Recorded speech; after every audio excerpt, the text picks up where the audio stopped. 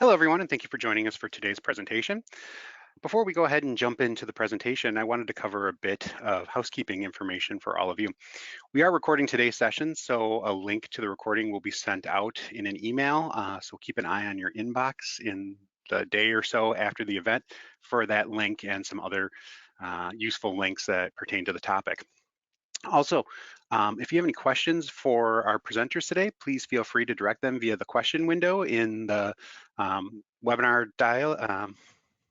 interface, and we'll address those questions as we have time allows.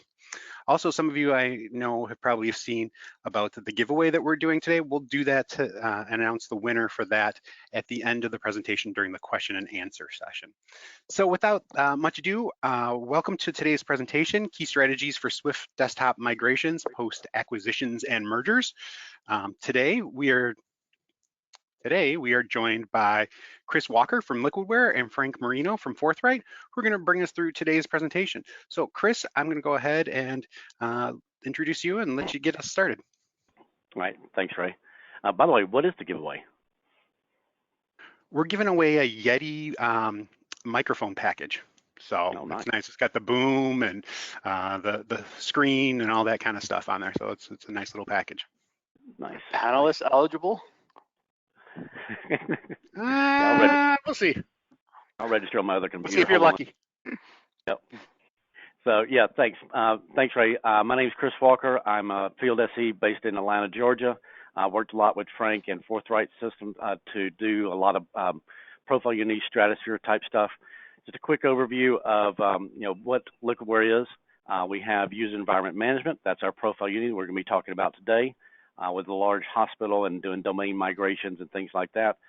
Frank's going to go through all the processes and stuff that they did, very creative technology that they implemented to do some acquisitions, merger and acquisitions. Then we also have application layering. That's our FlexApp technology.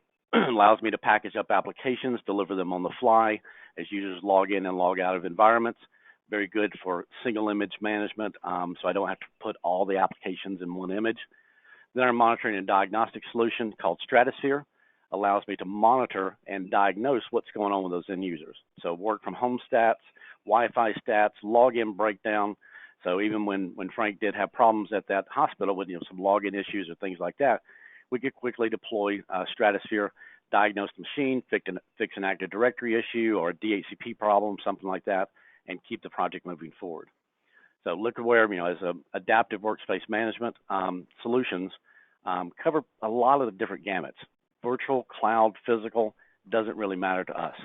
If you're moving from Citrix to Horizon, Horizon to Amazon to Azure, back to Citrix, we don't care. And Forthright has been very good at helping our customers to move those platforms around. So from there, I'd like to kind of introduce Frank and let him talk a little bit about Forthright. Thank you, Chris. It's been a pleasure. So Forthright Technology Partners, we're a user-centric IT services firm. I'm Frank Merino. I'm the VP of Professional Services at Forthright. I have the great pleasure of working with the guys over at Liquidware, as well as the team that actually made a lot of this magic, happen. If you wouldn't mind going to the next slide. So if you don't mind, I'd like to take a moment and just talk a little bit about Forthright. So user-centric IT services is a huge focus for Forthright. It means that rather than worrying about machines and applications at that degree where we worry about those things, we care about people and people getting work done. And so our frame of mind is always around people. And I think you're going to see a lot of that in today's case study.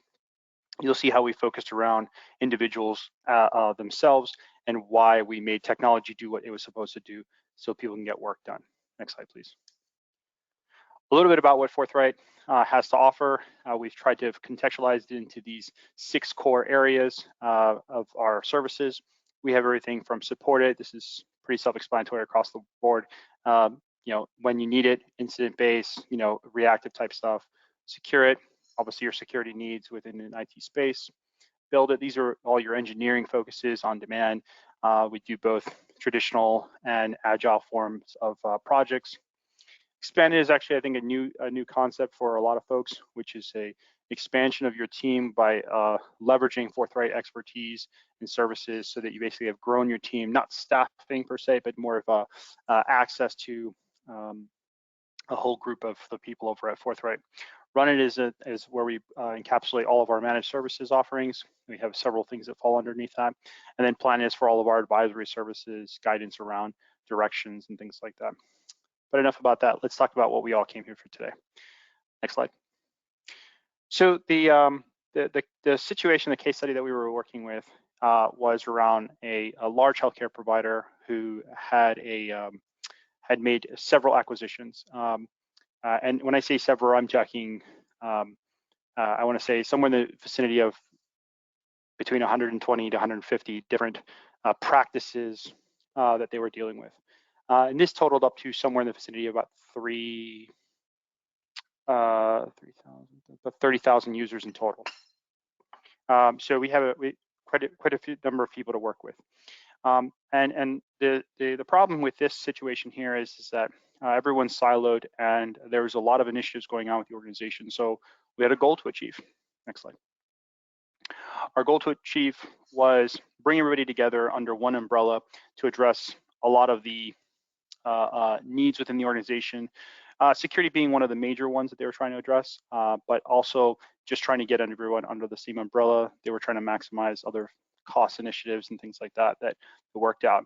And I think this is a story that many of us can relate to or have probably been a part of, whether they've been a part of the merger and acquisition part, or they've been acquired themselves and then they were kind of in that, but we've all been exposed to this concept. This is nothing new.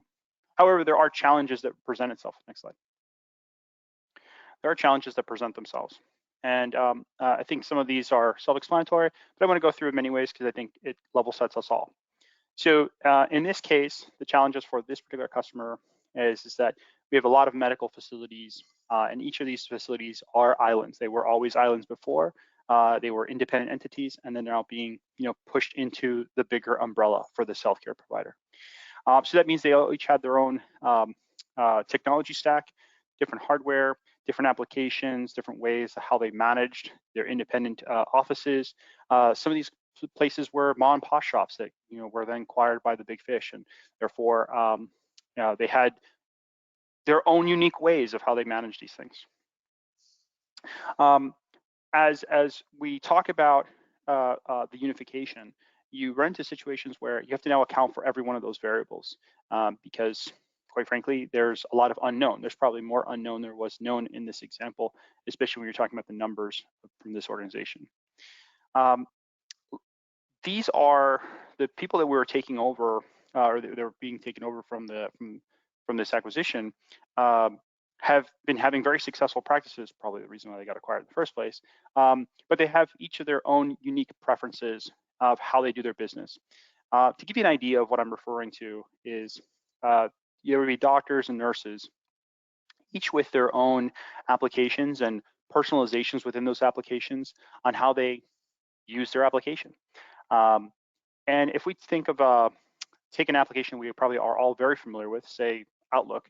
Some of you may have your Outlook preferences set where your reading pane is on the right-hand side. Some of you might be on the bottom. Some of you might think, why do I have a reading pane in the first place? I'll open up the email. These may seem insignificant to you, but now apply that to applications such as your EMR, where you have these settings set to your particular ways of how you view it, where you have data in one location, your views in one location, your patients in another location. And all of a sudden someone just came in there and decided to just mix that all up around for you. Probably not going to be very conducive to good work. And if you guys remember what we talked about at Forthright, user-centric IT services focused around the individual, getting work done.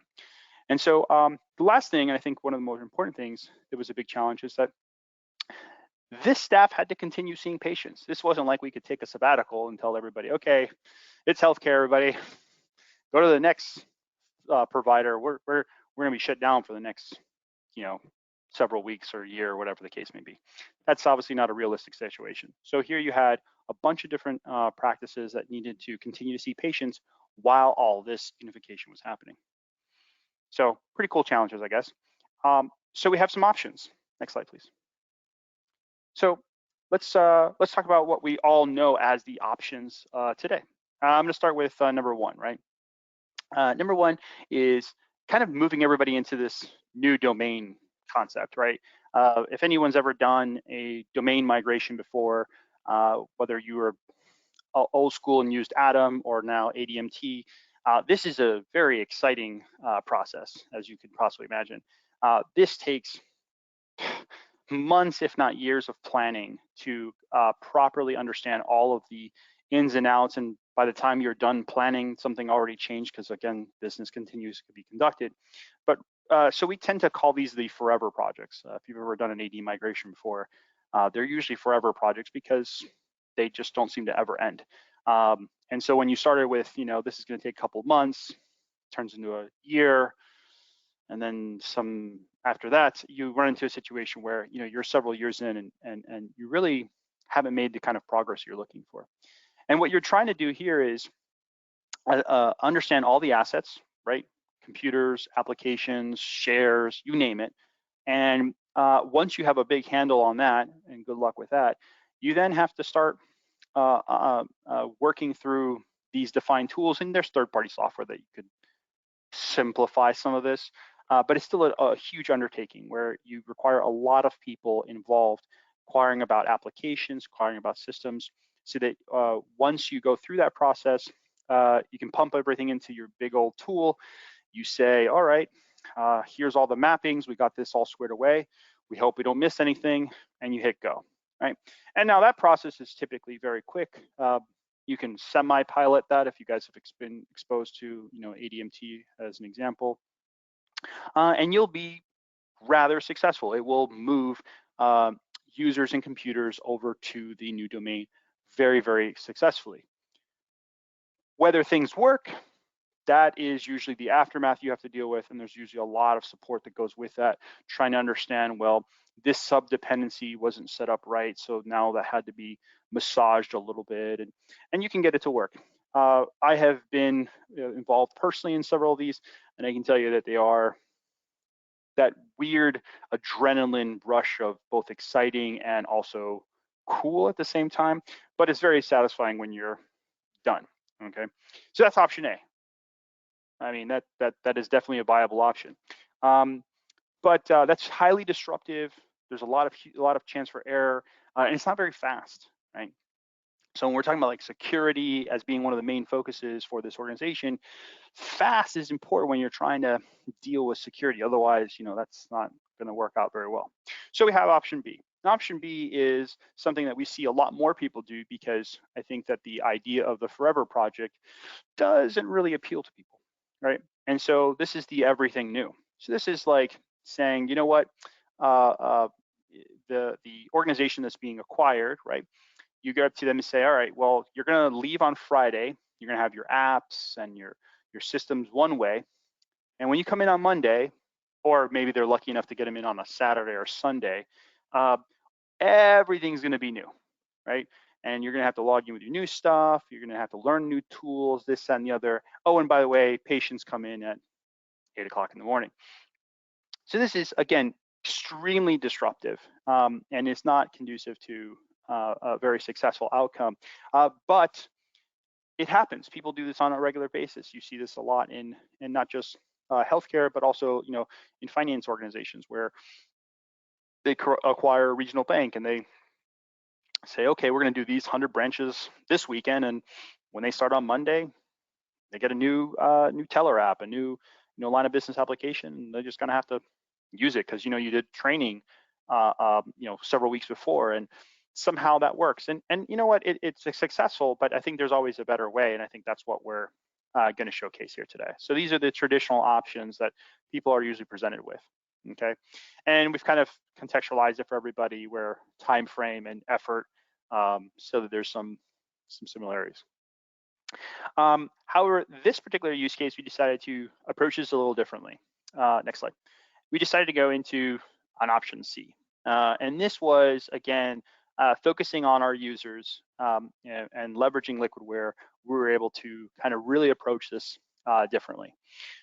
We were able to actually implement ProfileUnity and to handle all of those user unique preferences and those special little things that they have that make the applications they use every single day be aware of those kind of applications and whatnot.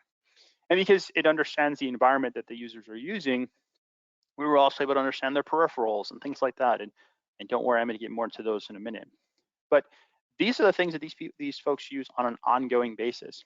And so now what we thought of, well, here's an opportunity for us to take advantage of what Liquidware brings us.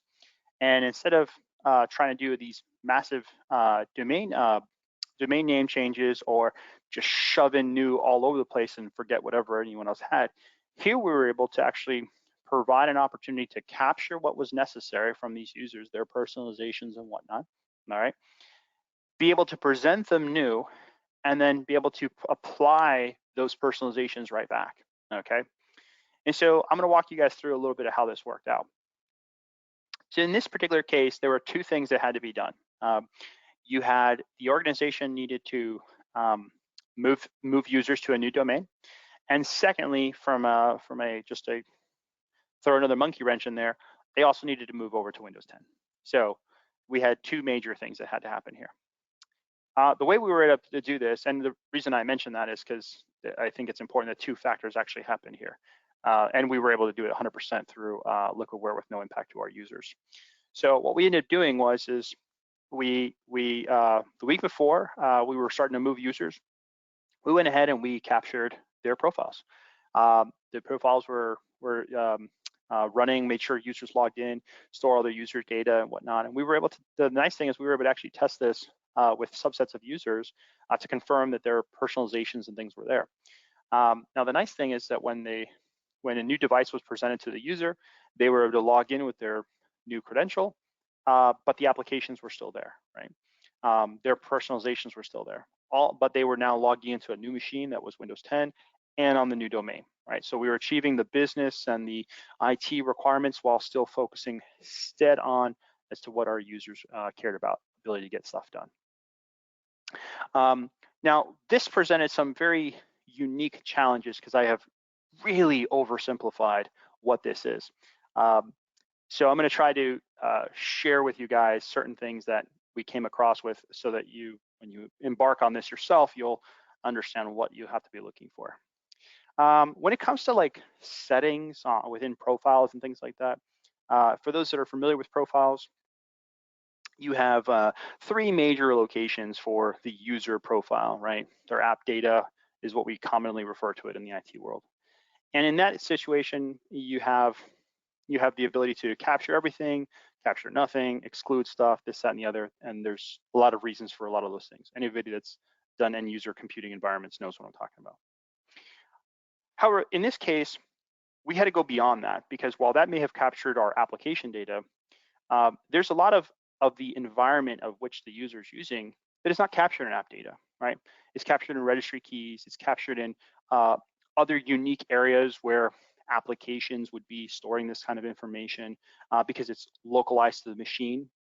And so we had to use ProfileUnity and a lot of the capabilities from a scripting engine, the capturing engine, to be able to start capturing all that information.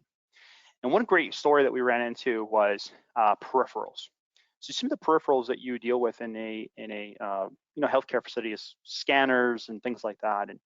And we would think that this is like a simple kind of concept, but you could imagine that peripherals, especially like particular ones for medical, they have their own unique way, and they can get away with it because, well, they're niche, so they can do whatever they want.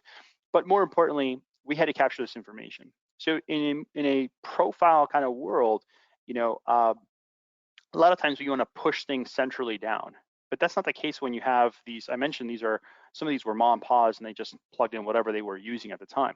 So we had to capture this information. So this is actually now working outside of some of the default, if you will, inside of ProfileUnity. And we were able to work very closely with the guys at ProfileUnity to really understand the environment better and be able to pull, I'm sorry, I meant Liquidware. The tool was ProfileUnity, and be able to gather the information necessary so that we went ahead and pushed over to the new domain, these things would come with it. Now, I did mention that there are two phases to this. We went a domain name change and we did a Windows 10 change. This is when the exciting part happens because we had to account for the fact that there were uniquenesses within the previous workstation, Windows 10, to the new workstation. Windows 7 to Windows 10, right? This is where we were able to really take advantage of ProfileUnity to be able to make those mappings and where those settings need to go. So all that we had to worry about was just getting that data, okay? Now that domain change, this is something where we had to get very fancy with the backend database within ProfileUnity. Thankfully, actually, Chris was super helpful with this. We were able to take our CSV files that had all of our users that were being converted, and the night before, after their last login, we were able to then go ahead and flip all the identifiers on the backend side, so that when the person logs in, they're going to actually hit the same profile they were using before. We just now pointed it to a new domain in the backend. And this was super successful. To give you an idea of how successful this was, users were actually able to leave on Friday with the applications the way they were, and were able to actually come in on Monday. Was provided a new credential to their login, and yet all their applications, settings, personalizations, devices, printers, scanners, some other unique peripheral thingy that they have, all of that was ready for them to use with absolutely no impact. Okay, this was really, really cool to see in action. And unlike in the previous options where we needed armies of people to do this, we didn't use an army. We just had a lot of, a really great group of smart people and smart technology used to actually make all this magic happen. So if we can go to the next slide, the result was pretty simple. Staff were able to come in, sit down to the new computer, and just work. Obviously, we're going to say things like minimal disruption because, let's face it, there's realities when you move from Windows 7 to Windows 10.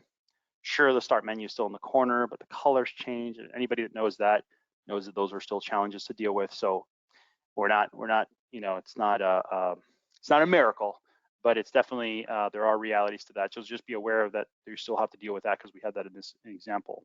But listen, this was so successful that this organization continued to do this, but actually even without our help.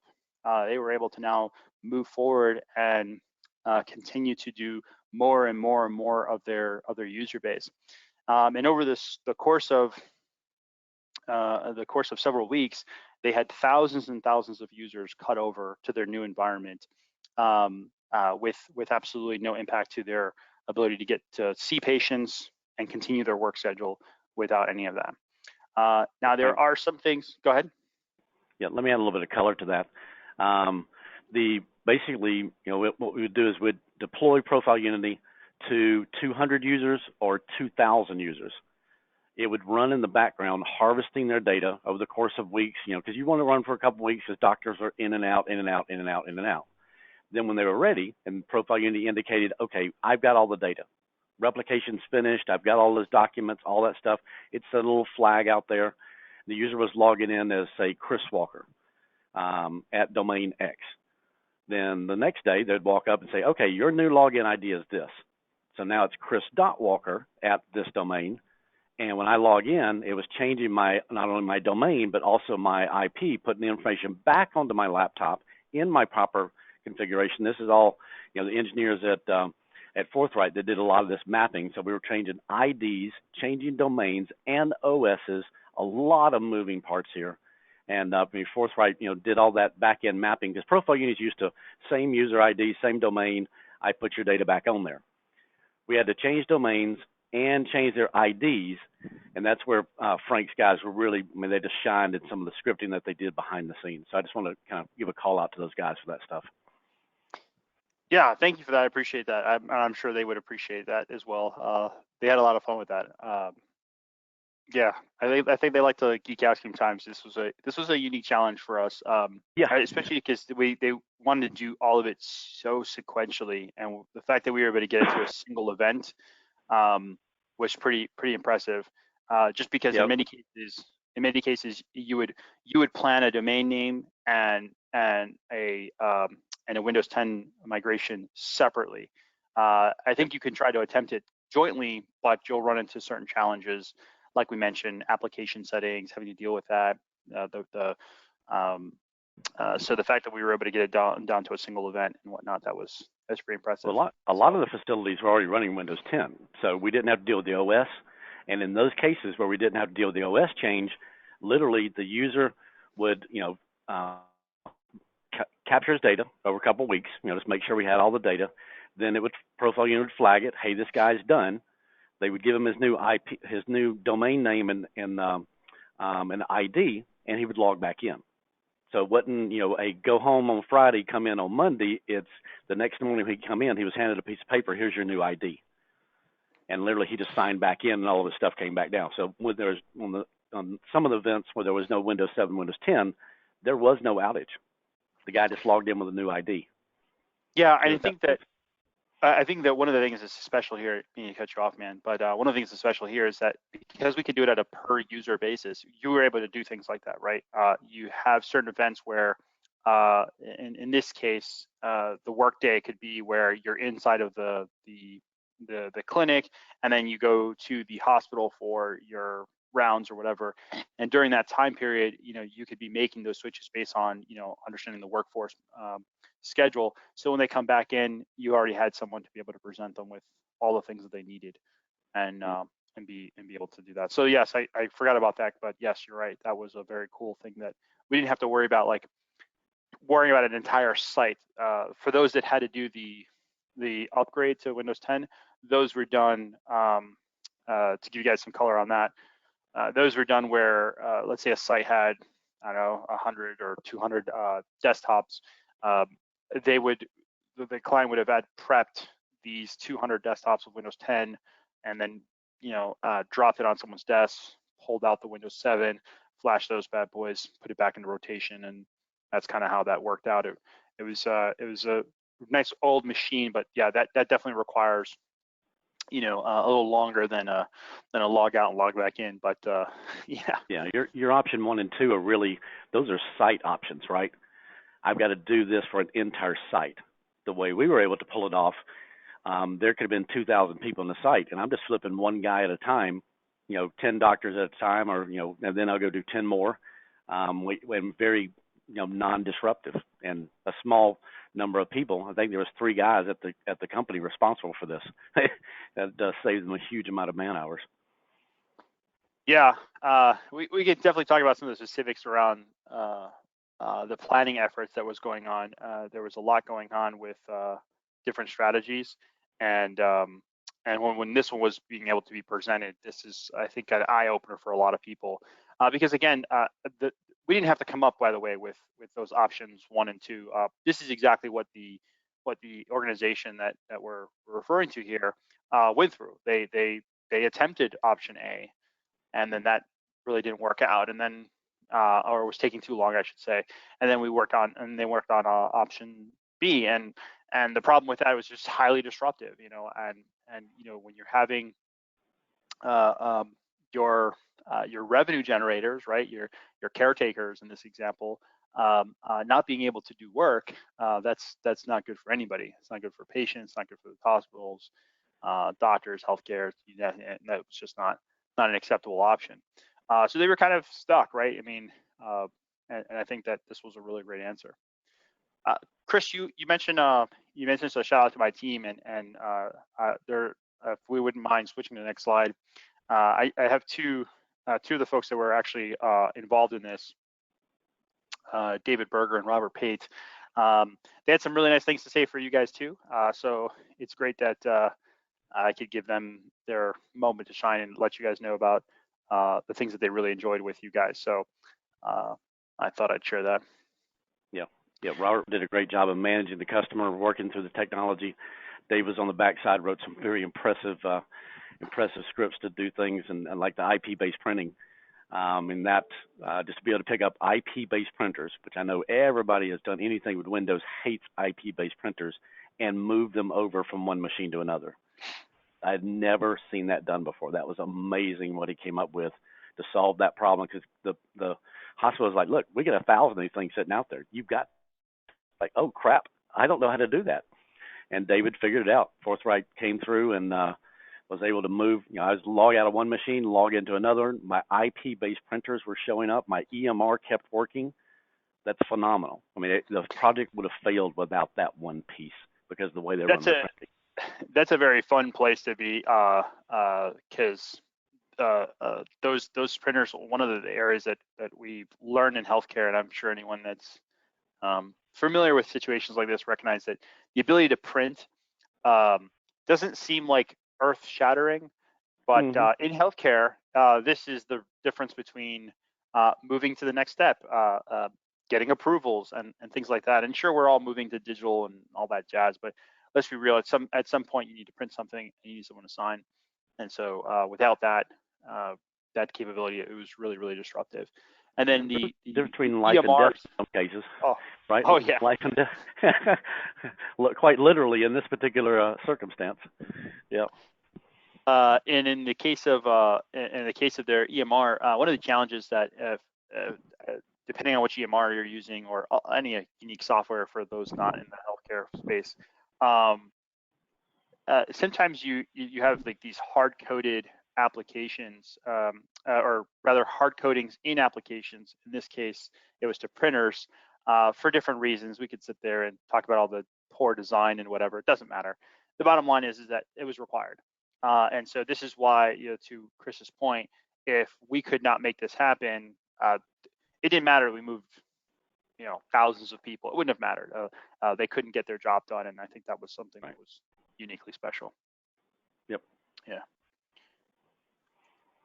I think that I wanted to open up the floor, but I think we have one more slide for some additional resources where people can go and actually get some great stuff going on. So Liquidware has definitely, and Chris, I'll pass back over to you because I know you're heavily involved in this area, but Liquidware has done a great job of putting together a community for a lot of their customizations and some of these scripts, and it's built a really great community where you can pull these things from. This one, in case that's showcased here, is actually we use heavily for, as Chris mentioned, how things were performing for Stratosphere. We personally have used Power BI to kind of visualize this data and then merge that with other data that we have, and that's actually been really, really great for us and how we use those solutions. So anything you wanted to comment on in the community there, Chris? No, community's been around, I think, about almost 2 years now, and it's grown pretty good. I did ask Robert and those guys, hey, could you guys post some of that code on my community site? And it's like, no, dude, that's our intellectual property. So, I know my customers would love, and my engineers would love to see what you guys did, but we have customers posting code and options, and hey, look what I did with ProfileUnity. Look what I did with the API. There's a bunch of Power BI examples out there for Stratosphere data.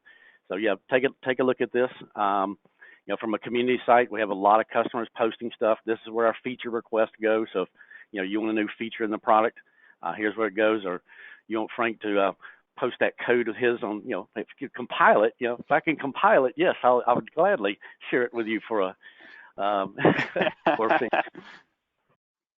We got rules over here, man. We got rules. Yep. We can't, Yep. Now, Ray, were there any questions that came in from the audience? Yeah, there sure are. So Brian asked, so the only requirement of the project was to migrate users from one domain to the other and not keeping any user data with the exception of the user profile application level settings? No. We had to move my documents. Yeah, my documents, my desktop, favorites, history. Go ahead, Frank. Personal files, work files. You have to remember, Yep. a lot of these organizations, because of their you have, I don't want to say prima donnas, but we'll go with that for lack of a better term. They have their own they have their own personal items, and then they also have work-related items. So between files, devices, application data, all that had to be migrated, and we were able to capture all of that. Yeah, you leave behind the pictures of the kids of a doctor, and he's going to get mad. Somebody's going to get fired. Yes. Somebody's going I know to get that fired. sounds silly, but I remember us, David specifically telling me, "Hey Frank, this person's got X gigs in his iTunes directory," and I'm like, "Man, that would suck.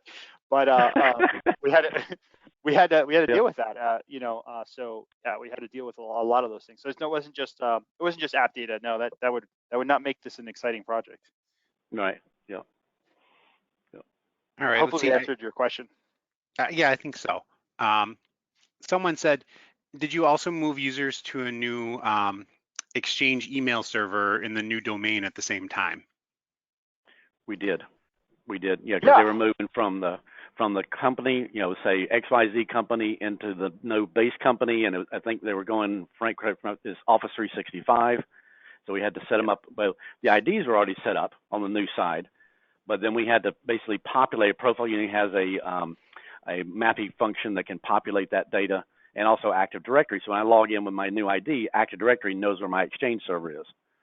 Now, we weren't moving their Exchange data. That was done by a separate tool. So they did, populate, move over their Exchange stuff, but we did have to help them, make sure that user, when he clicked on email, it better come up and run. Yep. Correct. Excellent. Paul asked, will this domain migration work for industries other than hospitals? Oh yeah. Yes. Oh yeah. I think the only thing that was really industry specific is some of the peripherals were unique to the medical industry. But I mentioned banks earlier as an example, right? And they also have some unique peripherals as well. But realistically, the industry doesn't matter. I think the only reason that healthcare is, I guess, noted was the fact that there was no ability to be like down, right? Because you're servicing patients, and that, I think that just kind of elevates the.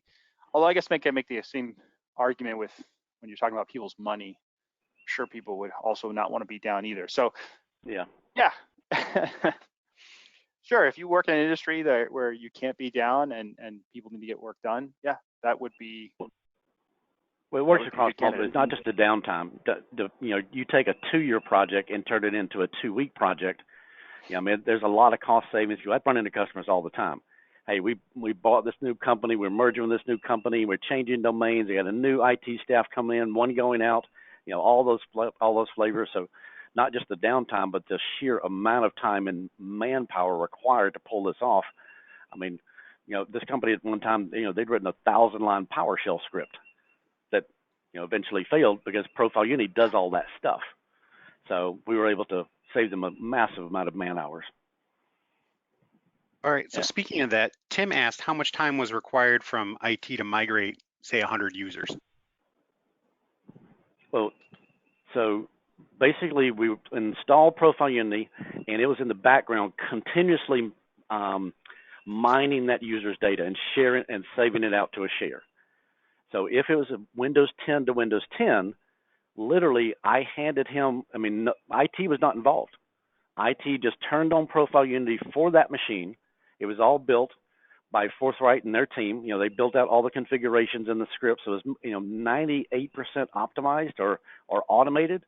And then somebody handed Frank logged, Dr. Frank in the morning logged in with this ID, and then he went to lunch and he came back and he was handed a piece of paper, go log in with this ID. And Dr. Frank was back up and running. If it was Windows 10 to Windows 10, Windows 7 to Windows 10, you got to flip the machine. Yeah. But most of that was automated. Frank. Yeah, exactly. So so from an IT perspective, they had the organization had an internal IT that was flipping the machines in terms of adding them back in a depot with Windows 10. So that process was happening separately. And again, it was just updating to their new base image that had the apps and so forth and so on. But all of the once that was the case, where the device was the same, yeah, it's really easy.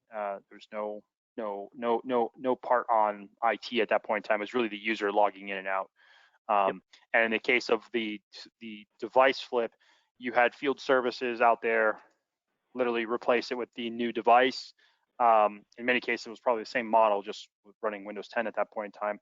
And then they were handed a sticky note with their credentials. They're asked to change it when they logged in, and it was all working. On the backend side, to not oversimplify it, the only management was knowing who was being migrated, so that you knew which ones to flip on the ProfileUnity side in the backend to know that they're on this domain versus that domain. As Chris mentioned, the way ProfileUnity works is the user can move between operating systems all day long, but moving domains, you have to kind of, that's the unique identifier, right, to know that that's that same user. So we're making modifications on the database side to actually make that happen. So that would be the only involvement, is to kind of coordination. Great. Brian asked, how did you handle share level data, such as redoing the permissions on the data as the new domain account wouldn't have access to the original share data? Yeah, there was a trust. So basically, user would log in, ProfileUnity was writing across from the old domain into the new domain to a share that had trust rights, and then when he logged into the new domain, it would copy the data back down to the local machine or continue to run off of that share. So there was a trust in between the different domains for us to save the data and then to reread the data. But if you're talking about shares like company one, they have a share called HR. Well, they had already mirrored that data over to HR in the new domain, or they were keeping the link, and so that's two different users' data versus the shares out on the network. So ways you can handle this are a couple different ways. One is you can recreate your shares, duplicating your data, but that can be done, right? Another way is to actually present, if you're familiar with namespaces, DFS namespaces, you can actually present that location to the user through the usual mapping measures that are there. And be able to kind of like fake manipulate when you're doing the data replication kind of thing, the duplication of data. Other things are, if you have a domain trust, you're able to basically double up on all of your group permissions, and then that way your users would be able to connect across both of them, right? Just make sure you're using the right domain groups when you're doing that. But yeah, that's how you would do it. Excellent. Mark said he's in Omaha and is wondering, does Forthright do services out in Omaha? Well, pretty specific, but yeah, we handle we handle all of US, especially these days. I mean, you guys can see I'm in my home and Chris is in his home, so it really doesn't really matter where it's located. We've worked with folks across the US, Canada, South America, Europe, Asia. Yeah. So yeah, I don't think even before COVID did Robert really even go on site with a customer that much. Most of it was done over WebEx.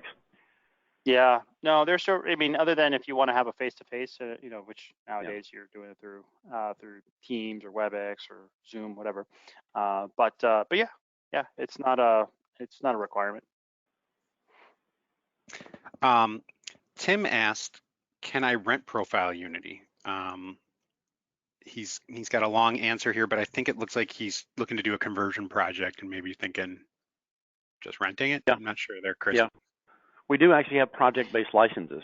Most of the customers like this, but prefer to keep it in there long term, because then I can go Windows 10, 1909 to 2004, or to 2020, so I can continue to use ProfileUnity for that management and other solutions. But we do have a project-based license where you basically rent ProfileUnity. I think it's 120 days, something like that. It's per user basis, but they can be used as a project like that as well. But most people will keep it because I can use it.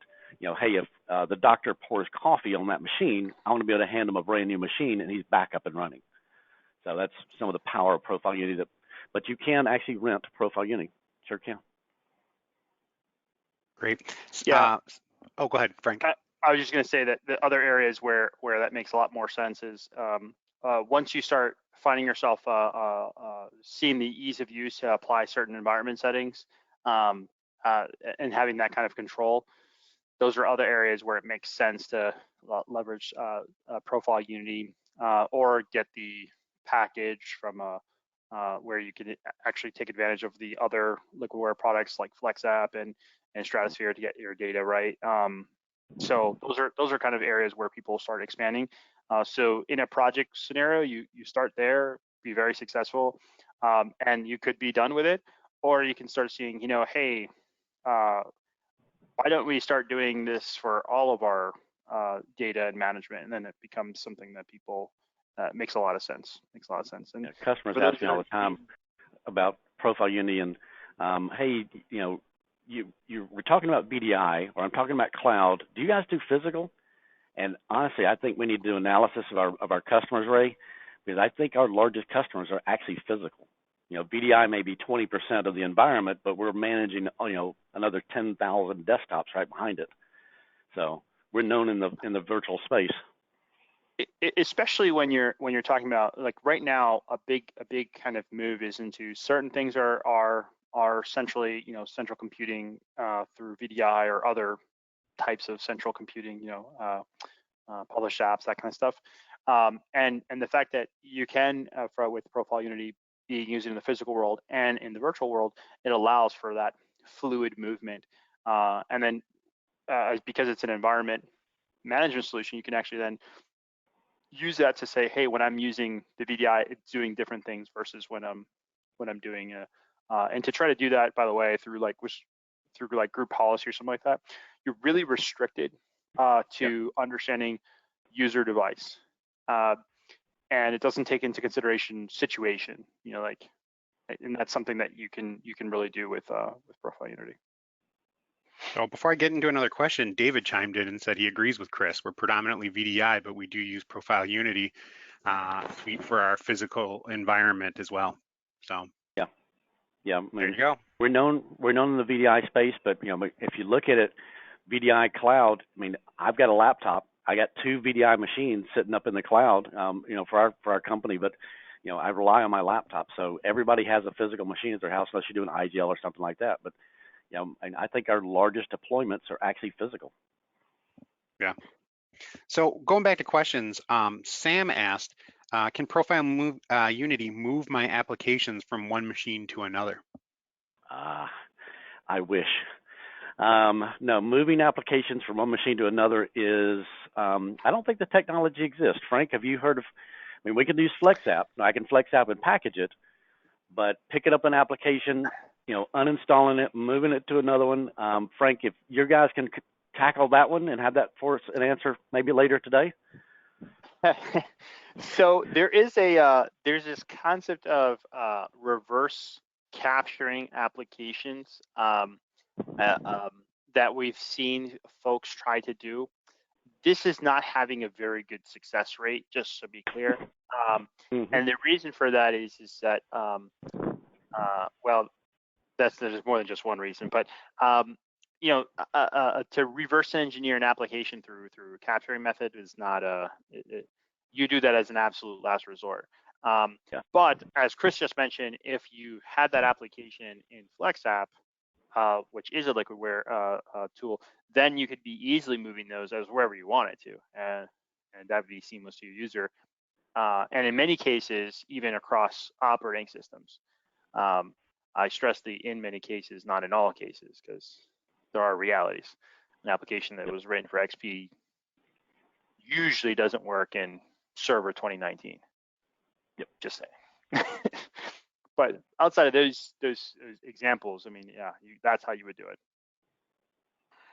All right, here's one more question, the last one I see right now, unless any other come in. But John asked, I don't want to move the entire profile. Can ProfileUnity just pick up the parts I need? There you go. Yeah. And in fact, in this example here, we had to do that for this case study. We had to do that as well. There's a lot of cache and temp that gets caught into a profile that, again, love developers that just do things sometimes. But there's junk in there too, right? So you got to be excluding stuff, otherwise data gets out of hand really quickly. Yeah, very granular. So I can pick an individual registry key, an individual file under app data, or maybe this crazy developer wrote it, and he's putting his INI files in c://chriswalker.ini. Yes, I have done that. And with our portability, I could go pick up just that one INI file out of that custom location because the application developer, didn't follow best practices. So there were several applications that Frank's team had to go and do that to pick up these crazy little settings in weird H-key local machine.